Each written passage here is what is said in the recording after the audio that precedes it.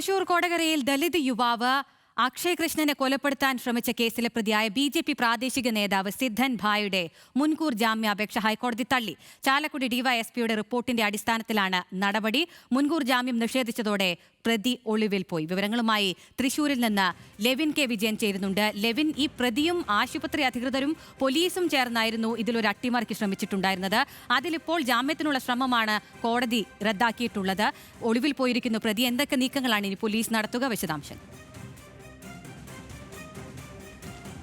അഖില, ഈ കേസുമായി ബന്ധപ്പെട്ടുകൊണ്ട് ചാലക്കുടി ഡിവൈഎസ്പി ആണ് ഇപ്പോൾ നിലവിൽ അന്വേഷണം നടത്തുന്നത്. നമ്മുടെ വാർത്ത വന്നതിന് പിന്നാലെ തന്നെ തൃശൂർ റൂറൽ എസ്.പി ഈ കേസിൽ ഇടപെടുകയും ചാലക്കുടി ഡിവൈഎസ്പിക്ക് അന്വേഷണത്തിന് ചുമതല കൈമാറുകയുമായിരുന്നു.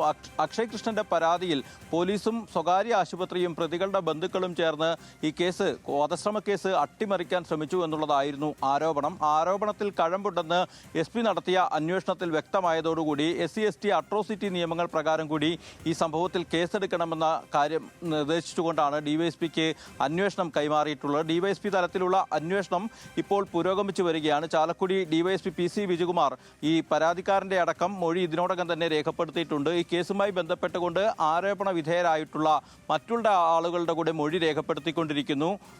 ഈ ഘട്ടത്തിലാണ് ഈ കേസിൽ ഹൈക്കോടതി ഈ പ്രതിയുടെ മുൻകൂർ ജാമ്യം ഇന്നലെ പരിഗണിച്ചത്.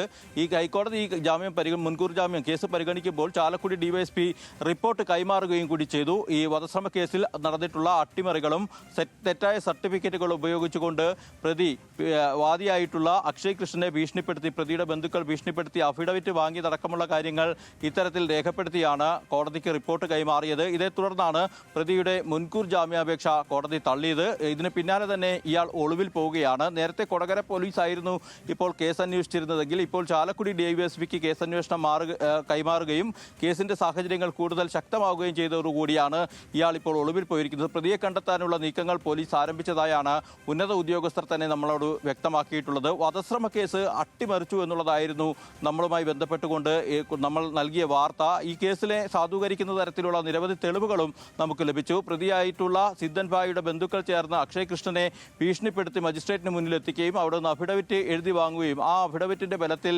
ഇടക്കാല ജാമ്യം നേടുകയും ചെയ്തു. പിന്നാലെ തന്നെ സ്വകാര്യ ആശുപത്രിയിൽ എത്തി പ്രതിയുമായി എത്തിയ ഈ പരിക്കേറ്റ വ്യക്തിയുമായി എത്തിയ പ്രതിയുടെ ബന്ധുക്കൾ ആശുപത്രിയിൽ തങ്ങൾക്കുള്ള സ്വാധീനം ഉപയോഗിച്ചുകൊണ്ട് തെറ്റായ വൂണ്ട് സർട്ടിഫിക്കറ്റ് ബൈക്കും കൂട്ടിയിടിച്ചാണ് അക്ഷയ് കൃഷ്ണന് പരിക്കേറ്റതെന്നുള്ളൊരു സർട്ടിഫിക്കറ്റ് സമ്പാദിക്കുകയും അതുപയോഗിച്ചുകൊണ്ട് ഹൈക്കോടതിയിൽ മുൻകൂർ ജാമ്യാപേക്ഷ നൽകുമ്പോൾ ആ പേപ്പർ കൂടി ഈ ജാമ്യാപേക്ഷയിൽ വെക്കുകയുമായിരുന്നു.